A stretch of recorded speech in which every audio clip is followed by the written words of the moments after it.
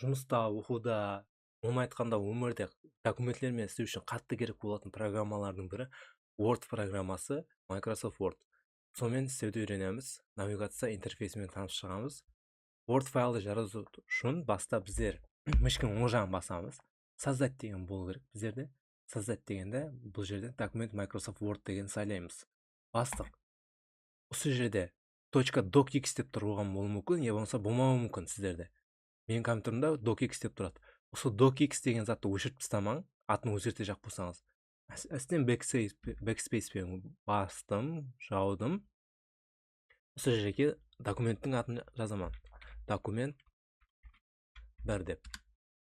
Енді осы интерфейсімен танысып шығамыз. Ешкім шеп жағын 2 мәрте басып кірейін. Кәдімгідей окнодай болып шығады Word файл. Оны шеп жағын басып тұрамын, мына жерде тартсам, былай төменге түседі. Былай қимылдатсам болады. Былай размерін кішійтсем де болады, үлкейтсем де болады. Өзіме қолай форматта қойып аламын. Былай кішійтіп Google-ға қойып қойсам да болады. Документпен істейтін уақытта осындай қылып қолай форматқа қойып алың өзіңізге де. Болмаса шеп жағын басып тұрамын, жоғарыға ұрдым, міне, ұрдым. Қай жерге қоя жақсың деп сұрайды. Google-ға қойып қой, былай қойып қоя жақпан десе, қойып қойсаңыз болады. Болмаса былай тұрасыз, міне, шеп жағын басасыз, маған ұрасыз. Ұрғаннан кейін жібересіз. Болды. Тең ярымына бөлініп шықты. Енді әстен кнопкалармен танысып шығайық. Кәдімгідей свернуть деген кнопка төменге түсіп кететін кнопкасы, төменге түсіп кетті. Енді мына жерде тұру керек. Былай шығады. Развернуть деген кнопка үлкейтіп жібереді. X-тен кәдімгідей шығып кететін кнопкасы. X-тен басама шығып кетеді. Енді документке кірейін. Бұл жерде рабочий область деген бар. Мына жерде ақ бет А4-ға қосаған, осы жерге сіздер мағлұматтарды кіртесіз, жазасыз. Мысалы, клавиатурада қалеген зат жазып жіберіңіз, бір зат болып жазылады. Енді біздерге керек болатынлар вкладкалар керек болады. Мұның бәрі вкладка делінеді. Қараң. Вкладка, бәрі вкладкалар, қараң. Енді бір басаман, әртүрлі функциялар бар, көп функциялар. Қалегеніне пайдалансаңыз болады. Біздерге керек вкладканың бірі главная и макет вкладкасы керек болады біздерге көбінше. Вставкадан пайдаланамыз. Жердеш, осы вкладкадан пайдаланамыз. Енді вкладканың астында қараң, мыналар бөлімлер. Вкладканың бөлімі. Буфер обмена, шрифт, абзац, стиль. Осылардың бәрі бөлім деп айтылады. Панель быстрого доступа деген бар мына жерде. Осындай. Енді қараң, бір зат жазып қойыппан. Қалеген бір зат жазып қойын. Цифрлармен жазып қойыппан. Мына жерде үлкейтетін, кішірейтетін бар. Көрдіңіз ба? Масштаб деген бар. Рабочий областыңызды өзіңізге қолай қылып үлкейтіп алсаңыз болады. Плюс дегенге басаман, үлкейіп жатыр. Көрдіңіз ба? Рабочий областыңыз үлкейіп жатыр. Жұмыс бетіңіз. Минус деген басаман, кішірейіп жатыр. Кішірейіп, олма кішкентай болып қалды. Маған қолай, мысалы, 120-150% деп тұрған жақсы. Үлкейді, кішейді. Енді қасында 3 кнопканы көріп тұрған болсаңыз, мына жерде 3 кнопка бар, мышкаға қараң жақсылап. Көру режимі деген бар. Режим чтения. Бірақлары документіңіз мынандай режим чтения алып қою мүмкін. Ода сіздер документіңізді еш өзгерте алмайсыз. Ештеңе операция қыла алмайсыз тек. Есеп болмайды, қараң. Көрдіңіз ба? Режим чтения қап қойған, яғни документтің. Режим чтениеден шығару үшін мына жерге мынаған басың. Разметка страницы деген бар. Осыған басасыз. Мына жерде веб деген бар. Интернетте қандай болып тұратынын одан пайдаланбаймыз. Көбінше мынадан пайдалануымыз керек. Разметка страницы деген. Сіздерде мынандай болып басылып қалуы мүмкін. Бір документлерді ашқан уақытта режим чтениеде. Сонан абай болың. Енді әстен көру интерфейсімен танысып шығатпыз. Мына жерде страница 1 из 1 деп тұр. Яғни сен бірінші бет десең, бірінші беттің. Мына жерде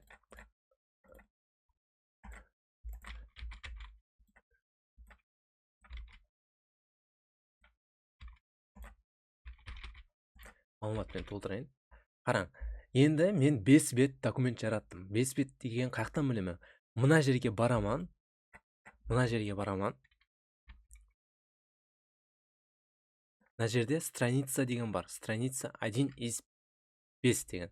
Сен 5 бетлік документтің бірінші бетіндесің деген. Осы жерде неше сөзбен сөз бар екені тұрды, қандай тілде жазылғанын, солардың бәрін маутпен көрсеңіз болады. Енді қараң, навигация қылып жатпан ғой, жоғарыға төменге түсіп жатпан. Ол қалай жоғарыға төменге түсеміз? Жоғарыға төменге колесико мышка деген бар, домалақ зат мышкаңызда. Жоғарыға итерсеңіз жоғарыға кетеді, төменге итерсеңіз төменге түседі. Мына жерде scroll bar деген зат бар, мына жерде. Scroll bar.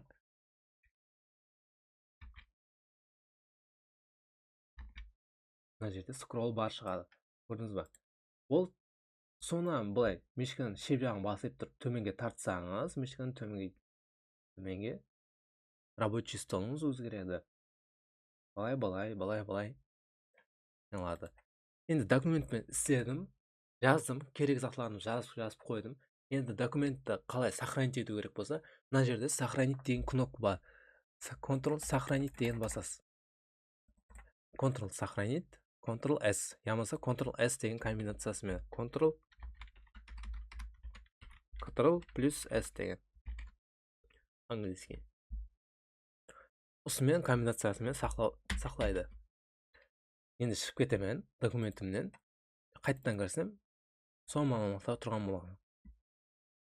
Егер бір зат Ctrl S ямаса мына сохранить деген кнопкаға баспай шығып кететін болсам, менен документ Word сұрайды. Мағлұматты сақлап қалу керек па, керек емес па дейді. Сохранить деген мағлұматты сақлап қала бер деген, не сохранить деген мағлұмат сақламаң деген. Енді қараң, мына жерге LD деп жазып қойыппын. Не сохранить деп шығып кетсем, ол жазуым жоқ болып кетеді, қараң. Мына жерде ол LD деген жазуым жоқ. Қайттан көрсетейін. Мысалы 777 деген жазамын. Шығып кетемін, X деп басып, не сохранить деген бассам, бұл сақлап қалма деген. Шығып кеттім. 777 жоқ. Сохранить, әрдайым сохранить деп шығып кеттім. X басасыз, сохранить деген. Сохранить. Және бір айтып өтетін, өзіңізге әдет қылып алың. Мынаны әр 5-10 минуттан мынаны басып отыруды әдет қылып алың. Мысалы, настольный компьютеріңіз бар болса, компьютеріңіз өшіп қалуы мүмкін, свет өшіп қалуы мүмкін, әртүрлі жағдай болып қалуы мүмкін. Сондықтан документіңізді сақлап қалу үшін сіз әр 5-10 минуттан мынаны басып отырың. Ямаса Ctrl S деген комбинациясына. Һәм шыққанда сохранить деп шығып кеттім. Қараң, енді мен мынаны басқаннан кейін сохранить деп сұрамады. Сохранить етейін ба, етпейін ба деп сұрамады. Документті енді сохранить етудің әртүрлі жолдары бар. Мысалы, файл дегеннің вкладкасы бар. Файл деген вкладкаға кірдім міне. Файл дегеннің кіргеннен кейін бұл жерде сохранить деген кнопка бар. Сохранить деген басаман, сохранить. Енді сохранить кәдімгі парқы жоқ, мынаумен парқы жоқ. Енді біздерге керегі сохранить как деген кнопка бар. Мынандай неде сохранить как дейді. Қайтып ятта сақлайын, деген. Сохранить как дегенге басамыз, қараң. Бұл жерде папканы сайла дейді. Папкалер тұрыпты, біздерде папкасы ешкім көп. Осы компьютердің ішінде, оның орнына обзор дегенге басайын, мына жерге. Рабочий стол деген сайлама, жұмыс бетіміз. Енді сохранить как документ тип файла дейді. Қандай қылып сохранить етеді? Док файлда ма? Ямаса әртүрлі форматлар бар. Док 2003 деп тұрыпты, 97 жыл деп тұрыпты, TXT формат деп тұрыпты. Не үшін керек олардың бәрі? Мысалы, менің документ Word'ым ең соңғы версияда, документ Word'ың версиялары бар. Бір компьютерлар 2003-те қалып қойған болуы мүмкін. 2003 жылда. Сол уақытта сіздер не аласыз? Өзіңіздің форматыңызда жіберген уақытта 2020 жылға істенген документ Word'да істенген файлды 2003-ке жіберсеңіз, ол ашпай қалуы мүмкін да.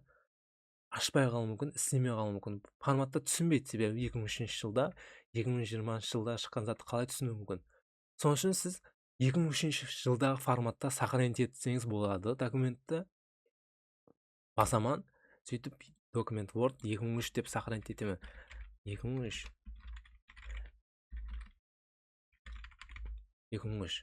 сохранить деген бастым. Енді қараң, мына жерде 2003 деген файл шықты. Өзіміздің файлымыздан тұрыпты. Ямаса документ Word, именно Word файл жоқ болуы мүмкін.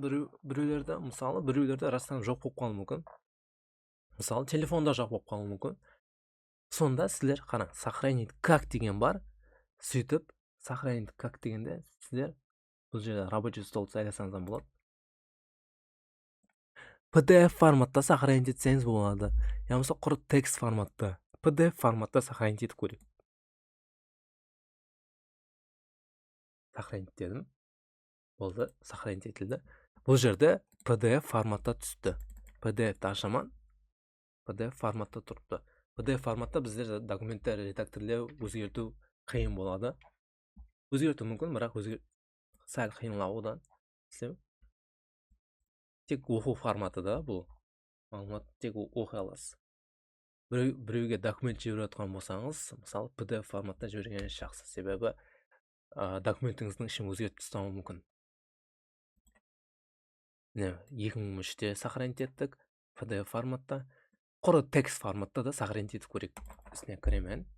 Бұл жерде тұрыпты міне. Файл деймін. Сохранить как. Бұл жерде рабочий стол сайлаймын. Яғни обзорға басамын. Рабочий стол сайлаймын. Рабочий стол мына жұмыс бетім мына жерде. Құр текстовый формат TXT деген бар. TXT. Болды. Бұл жерде енді TXT форматта шықты документім. Құр текстін сохранить етіп алдым. Бұлардың бәрін өшіріп тастаймын. Өшіруді білетін едім. Мешкін оң жағын басып, удалить. Мешкін оң жағын басасыз, удалить деген басасыз. Кірдім. Кірген уақытта бұлай ашылу керек. Документті сохранить етуді көрдік. Енді файл дегенге басамын. Бұл жерде қараң, документті сохранить еттіңіз, бірақ қай жерде документті сохранить еткеніңіз ұмытып қалуыңыз мүмкін да. Соқта любой бір Word файлға кіресіз, мысалы Word деген пускты басасыз, Word деген тауып аласыз. Мысалы Word деп өзіңіз жазың. Word ашыңыз, соны аштыңыз.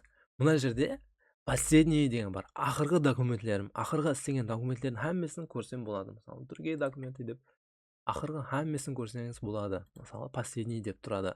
Осыны сіздер избіріне алып қойсаңыз болады. Мысалы тез сезу керек болатын документтер избірінде де тұрады. Қай жерде тұрғанында көрсеңіз болады. Мысалы рабочий стол, сабақлар, бірінші сабақ деген папканың ішінде тұрған екен. Көрдіңіз ба? Файл дейсіз. Открыть. Яғни главный ішіне открыть деген, яғни главный. Осы жерде ақырғы істеген документтер тұрады. Ақырғы істеген හැмме документтер тұрады осы жерде. Енді бұл жерде හැммесін көрдік, істедік. Енді қараң. Мұна тексттерді өшіруді үйренейік. Мұна текстті өшіруді үйренейік. Текстті кәдімгідей өшіретін болсаңыз, ол кнопканы жақсы білесіз. Enter'дің жоғарысында тұрған backspace деген кнопка. Телефонларда да farqı жоқ. Телефонларда сондай кнопка backspace. Экранная клавиатурада backspace деген басасыз міне. Backspace бассаңыз, текстіңіз өшіп атапты. Енді бір текст жазаман, осы өзімнің атымды жазаман, Айбек. Енді текст жаздым. Үлкен әріппен жазатын болсам, shift басаман. Аманбаев. Өзім аты, фамилиямды жазатман. Хаммесін үлкен әріппен жазатын болсам, caps lock деген басаман. Мысалы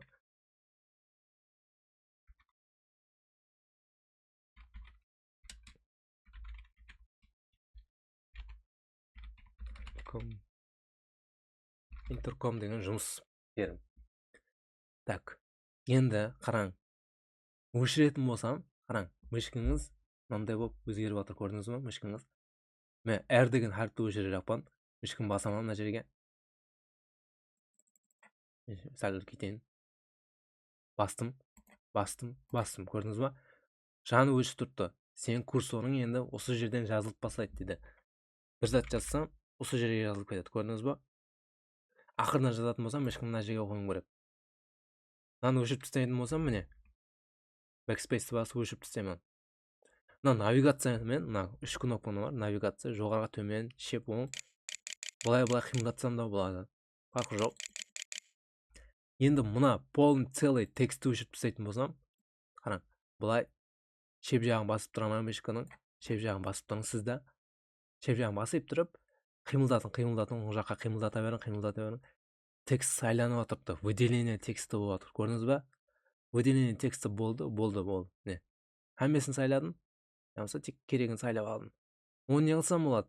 Хаммесін сайлап алдым да, backspace'ті бір бассам, мына сайлап алған хаммесі өшіп кетуі мүмкін. Көрдіңіз ғой? Выделение тексті деген осындай зат. Enter деген кнопканы басаман, Enter деген бар. Enter. Таза абзацтан жазады. Enter'ді басаман. Капслок басылып қалыпты, көрдіңіз ба? Аман бай. Осымен тексті выделить етуді үйрендік. Міне, тексті выделить ете аламыз. Міне, выделить еттік, өшіре алдық. Таза абзацтан қоюды үйрендік. Enter'ді басып, таза абзацтан қоясыз.